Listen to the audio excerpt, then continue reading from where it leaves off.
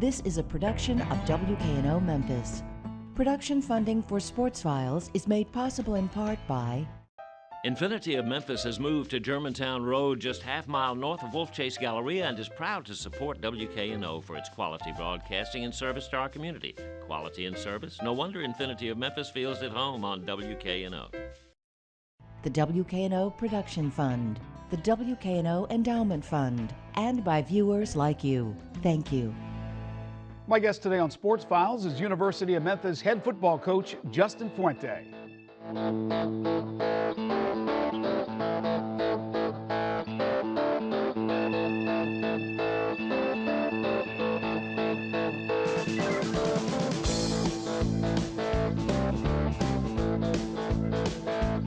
It's probably hard to convince fans that a 3-9 season with one conference victory was an improvement on a season in which the team won 4 games and went 500 in conference play.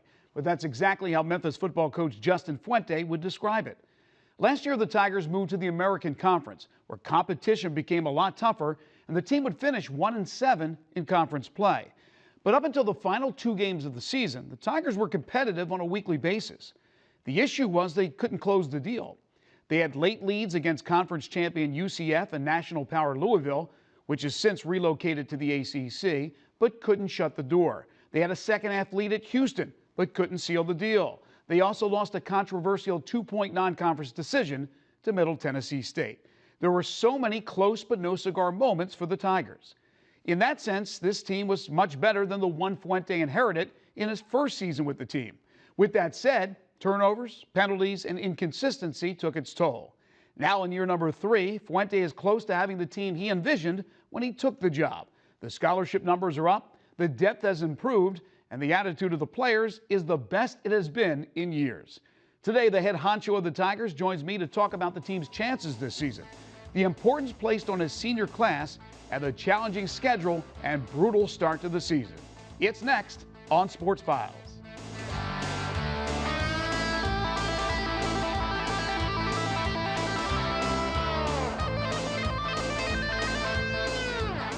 Justin, it's great to see you again. Thank you. I appreciate you having me on. You chomping at the bit to get out there? Yeah, I tell you what, it just seems like a long time since we've played. The kids have had a great off season, a great spring practice, and a great summer. And now it's underway. Yep. Now it's underway. What did you learn about your team from last year, your second season? Well, I think it highlighted the fact that we can be competitive, that we're closer than maybe people think. Against some very good competition, we played extremely competitive football. We were very close to pulling off some what many people would consider upsets. We were very competitive in our first 10, 11 games of the year.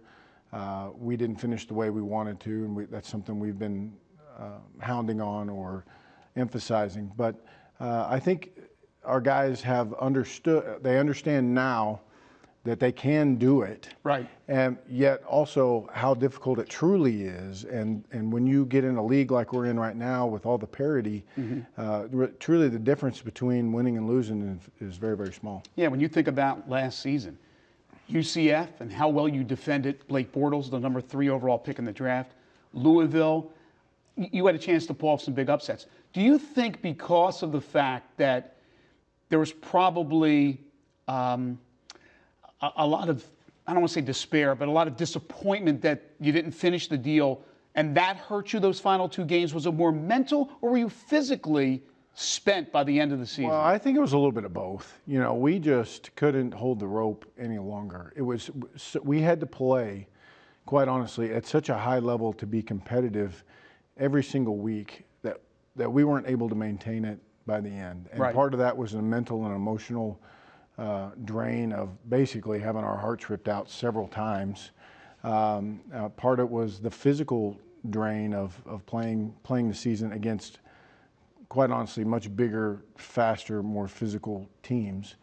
But all of that said, that's our job to still push through that. And, we did not do that. And we've spoken openly about it and look to rectify it. But you bounce back, you have a very productive spring, and I know you were real excited about how much production that was done during the off-season with off-season conditioning. The guys really went hard. Yeah, I'm really pleased with our progress. You know, we're not there yet, but I'm pleased with the gains that we've made from a strength standpoint, from a conditioning standpoint, from an overall program development and accountability standpoint. We've really taken some large strides towards being able to compete against some good people. All right, now the camp has opened up. What are the biggest question marks during camp?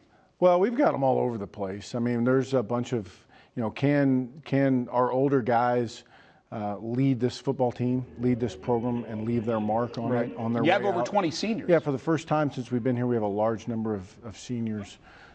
Can those guys, you know, kind of step to the forefront and really lead this team? Can our younger guys come in and contribute? Will we continue to develop the offensive line, wide receiver core, so that we can continue to have opportunities late in games to win ball games? Is there finally some depth? We're at some places we do. You know, we do have some quality depth. Some of it's young, but at some places we've got some. Everybody has their spot or two where you're a little bit thin. You know, we've got competition at the safety position that we are not as experienced as we've been the last 2 years. You know, in the last 2 years, we've graduated 4 or 5 safeties. So those are guys that have played a lot. So we've got open competition there. And then on the offensive line, we've got a group of young guys that have you know, kind of been stuck in a closet for the last year, redshirting and eating and waiting, lifting. right? Yeah, and they're eager to go out there and prove that they belong, which adds competition. And I really like the way those guys have kind of accepted each other and continued to develop. You made it pretty clear when you came here, you weren't shy about it, that the cupboard was bare. So you had to start over again and put this program in the right direction, and you have done that. With that said, having a couple years under your belt and really now starting to get your players in there, how much of what you wanted to do offensively can you now implement? Things that you did at TCU with Andy Dalton leading the way. Well, we're on that trajectory. We'll know more as we get later in camp and closer to playing. You know, some of the things that we did, you know, the thing that volume of quality players, volume of players that you trust that can go out and compete at a high level plays a factor in how fast you can go for how long. You know, I've used this example before, but you know, Sam Kraft can't play 80 plays at Mach 3 every single snap. Right. We've got to be able to spell him with another quality player, whoever that is, and whatever personnel group. So continuing to kind of evaluate that as we push through the fall will help us determine where we're really at. But we're headed that way, make no mistake about it. And something I've wanted to do, you know, it's been as hard on me as anybody, you know, wanting to be much more aggressive, wanting to do things, you know, slightly different, but feeling like it was just not the time or place to do that. So I think you'll see us continue to evolve. All right, since you brought up Sam, great freshman year at Memphis. That's a quality player who could have went to a lot of different places. You got him. You're not going to get them all, but you are really making an impact on local recruiting. Talk about that as you continue to try to get some of the best kids from Memphis to play at Memphis. Well, I don't know why they would go anywhere else. You know, this is a wonderful opportunity here to play in front of your family and friends and those that you know, love and care about you. A chance to play in a program that is on the rise and fantastic facilities. They're getting better every year. They're not pipe dream drawings on the board. They're real things that are happening. Right. So, you know, we want to make it an emphasis. We want to do a great job of evaluating and make sure it's the right kid and the right fit for what we're looking for. In order for us to have success, it's going to take an incredible amount of work, and you can't be afraid of work. And so we continue to evaluate and continue to try and do a great job right here and in the surrounding area. You know, we signed 7 kids from within 100 miles last year. So we want to make sure that we do a great job servicing the area. Of course, one of your bigger recruits that you landed in your first couple of years at Memphis was Paxton Lynch. Last year, his first year to play and start and play all the time. And there was the rumblings, you know, why didn't Karam get in when there was times he struggled? A lot of it has to do with offensive line. A lot of it has to do with receivers catching the ball. We know there were a lot of drops last year. How is he progressing, and what can we expect to see from him this year? Well, I like his path. I like where he's going. He's improved his overall strength. You know, he was not a big burly guy when he got here, and he's probably never will be, but he's improved his overall strength, which is going to help him play better. You hit on the point that we've got to get better around him as well. Right. You know, we've got to continue to help him out. But I like where he's going. I like where his mind's at. I like the summer that he had. And in camp, he feels much more comfortable in his own skin now, I think, than maybe he did a year ago. How good does it feel for the head coach to have a kid like Hayes coming back, Brandon Hayes, for a fourth year of playing, but a sixth year that he was granted by the NCAA? Well, it's a security blanket for us. You know, Brandon, I haven't been shy about boasting about Brandon. You know, he's just a fantastic human being. He's already graduated from the University of Memphis. Started in our white shirt walk-on program, worked his way into the starting running back. Luckily was awarded a sixth year, and the kind of kid that you want to be around for a sixth year. A very good leader, great worker. You know, he has a fantastic outlook. You know, there's no job that's too small for Brandon. If you ask Brandon to cut off on the backside of an inside zone play, he's going to do it the best of his. He knows what you want him to do. Yeah, I mean, you know, he's not going to not play because he doesn't have the ball in his hands. You know, he's going to do everything he can to try and help the football team. And I think he's a great example to our young players. Just a quick overview of the defense. You got veterans. You have a Fetty back who had a great year. Harris, Redden, McCain. Last year, really, really good until the end of the season. How good can the defense be? Well, we'll see. That's the challenge. You know, that's where a lot of our older kids are at. You know, we've got 13, 14 seniors just on the defensive side of the ball that have a chance to really put their mark on this program throughout this year. And we're going to need great leadership from the guys you mentioned. Martin's going to have to play within the system and play very, very well for us. And I have full confidence that he will. Terry Redden is a guy that plays nose guard for us that maybe doesn't get as much you know, as many accolades or as much talk because of the position he plays, but he wreaks havoc now. He is, when he's on the field, it's a different defense. So we're really anxious to get him out there and let him go do his thing. So it's nice to have those guys back in the same system, ready to play some good defense. Of the new guys now in camp, the freshmen coming in after having played high school, now stepping up to college play, which guys, throw out a couple of names that we can expect to see in the fall actually get thrown right out there? Well, it's kind of an interesting thing. I think we'll have a few guys play on the offensive side of the ball, and maybe a guy or two on defense. Noah Robinson is a freshman that'll have a chance to play a little bit for us. Roderick Proctor, a wide receiver from Orlando, Florida, has got a chance to play for us. Jarvis Cooper, the big running back from West Memphis. We'll see as we get through this. It's really a much healthier situation. I mean, we literally almost pulled them out of high school our first 2 years and put them directly on the field. Now, you know, they have a chance to earn their way onto the field, into playing time a little bit more. We have a few more numbers. We're not quite there yet, but so there's a little more competition for playing time. But I'm anxious to see if those guys, you know, as we get into the season, if they play a big role for us. Quick thought on the facilities. We talked about it earlier, indoor facilities. Where does everything stand right now? Well, we're speaking to Tom Bowen, our athletic director. I mean, he's very optimistic that we'll be ready to start this thing sometime in the fall, maybe in the winter. You know, then you've got to look at weather and all those kinds of things. But it's on track and absolutely going to happen. They've done a great job raising money for that, and I look for it to happen here in the near future. And that's huge for recruits, is it not? Well, it's huge for us. It's more than just an indoor too. Everybody talks about the indoor, but it's a chance for us to move our offices down to the south. Everything will be there. You know, and that's part of the problem we've got is our offices are on campus. Our kids are at South Campus, and there's a little bit of inefficiency there. It'll put our offices there.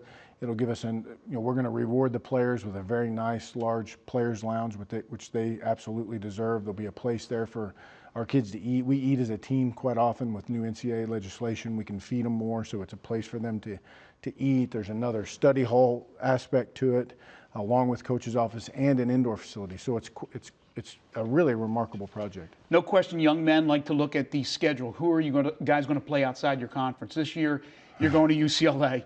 You're going to Ole Miss. I know in 2017 on paper right now, you got UCLA, Tennessee, Ole Miss at home. 3 huge opponents. Missouri, I know you got a home and home with them that's been moved a few years back. But what is your philosophy really quickly on schedule? Well, I think you'll see us kind of even those schedules out. Okay. We will play, I'm all for us playing a marquee, what many people, or what I like to term a stretch game. Somebody that, from a power conference that's a very, very good football team, I'm all for us taking a shot at that. I would like in our 4 non-conference games us to take a shot at the big boys. I'd like for us to play a stretch game. I'd like for us to play another game that when we're established, when we've got our program established, that should be a 50-50 type scenario if you were asking the Vegas bookkeepers or whatever. Right. And then I like to play 2 more games that we have a pretty darn good chance of winning. When you look at our league now too, we're playing some pretty quality people within the league. Sure. And I think that changes maybe your outlook there on non-conference play. What is the theme this year for Tigers football that you're going to be on the commercials and things? Wait till this season. And explain it in about 30 seconds. Well, I think basically the 2 things I want to highlight there is it's wait till this year or this season, not wait till the 2nd game or the 3rd game or halfway through the season. In its entirety. The season in its entirety. And the other thing is our guys are ready to go. We're absolutely excited. They've been working the way you're supposed to work, and there's no turning back for us. We're going to go lay it on the line. All right, final minute for you. Expectations. I know yours and the players may be different than the fans. What is legitimate for a Memphis Tigers fan to look at this upcoming season with this football team? Well, I always turn those things internally. When I talk to our team, I talk about internally. If you do these things, then everything will take care of itself. When we don't do these things, then things don't work out well for us. And for us, it is all about the team. If we can have a group of unselfish people that play for each other, then that's the first check mark in the box for the entire season. The second thing is, will we have the discipline to hold the rope the entire drive, the entire game, the entire season, so that we can put together an entire body of work that I think everybody will be proud of. And right now, the only worry is Austin Peay. That's right. That's all we need to worry about right now. First game of the year. It's going to be a fun season. Nothing but the best. We wish you, of course, Justin, have a great rest of the camp. And, of course, we'll be looking forward to getting over to Liberty Bowl Stadium and watching you guys suit it up and play some of the best teams in the country. You bet. I can't wait. Thank you so much. You bet. Thank you. That's Justin Fuente, Memphis Tigers head football coach. We'll take a short break. Overtime is next.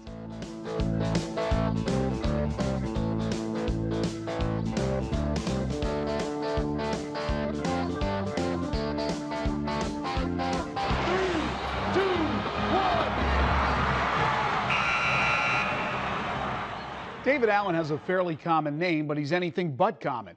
In fact, the owner of NBS Fitness in Cordova is pretty unusual. David is a powerlifter, a competitive powerlifter, a downright dedicated, almost addicted powerlifter. The former Delta State football player competes with his team all around the country. Right now, he's preparing for a huge meet next month. In the sport of powerlifting, you squat, bench, and deadlift. Currently, Allen's top combined weight is 2,020 pounds. And his goal is 2,200, which would give him professional status. Recently, I paid a visit to NBS Fitness to chat with David.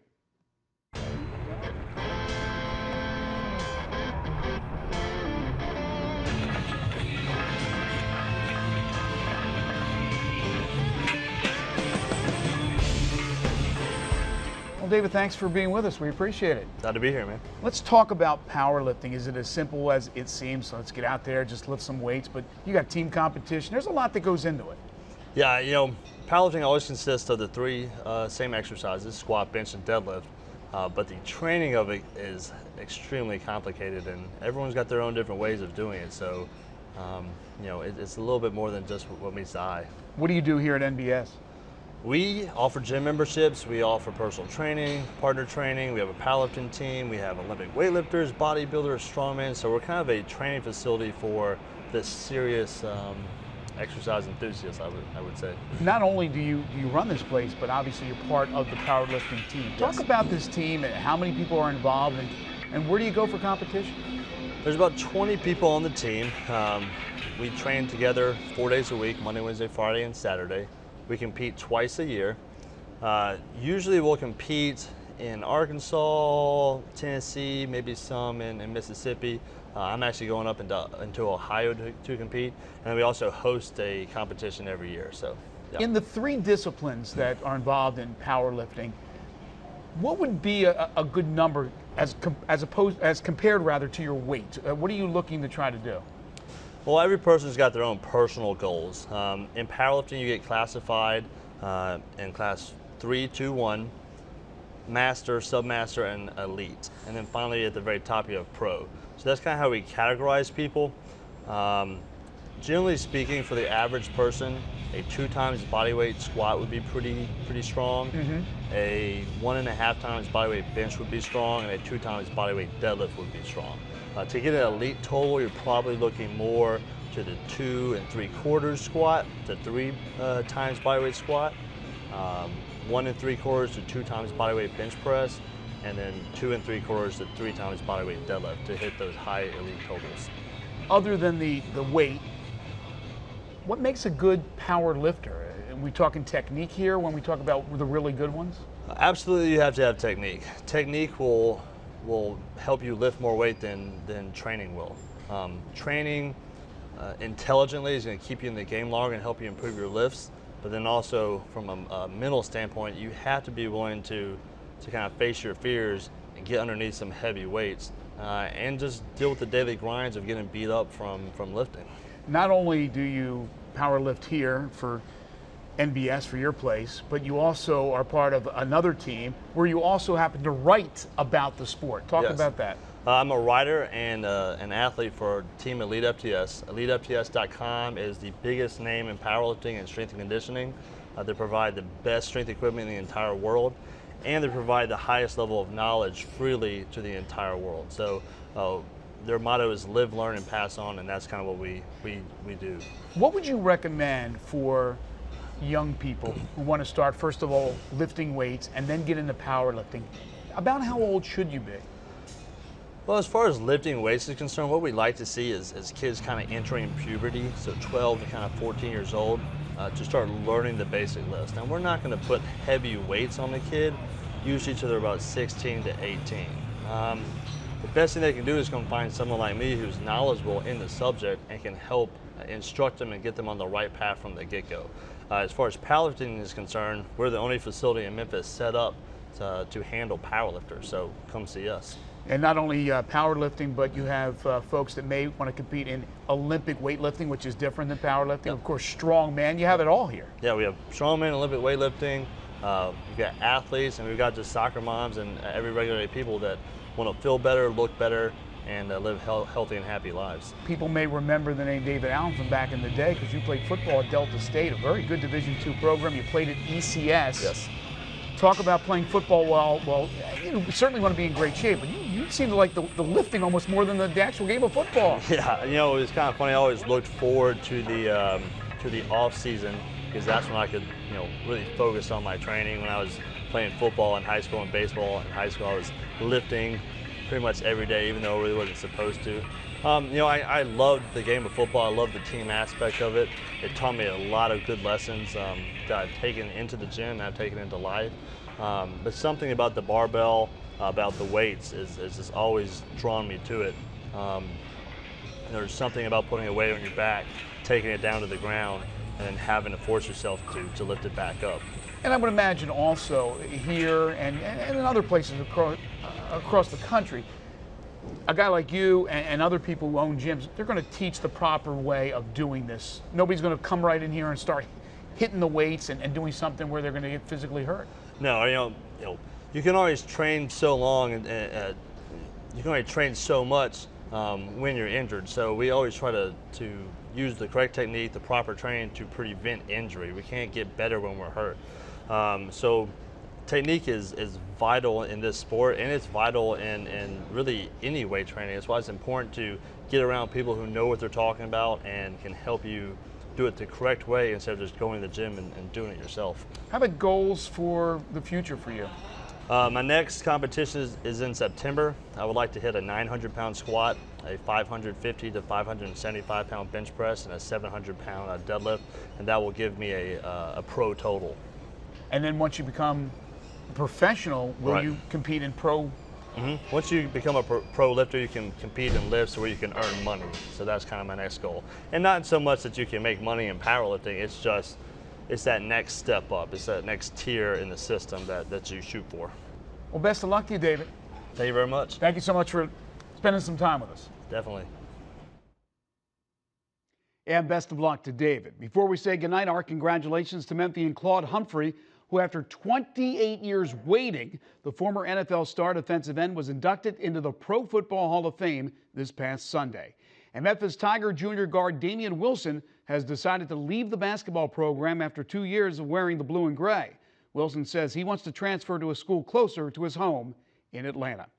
And that'll do it for now. Next time, we'll hear from members of the nationally ranked Ole Miss Rebels football team. Until then, have a great week, and we'll see you next time.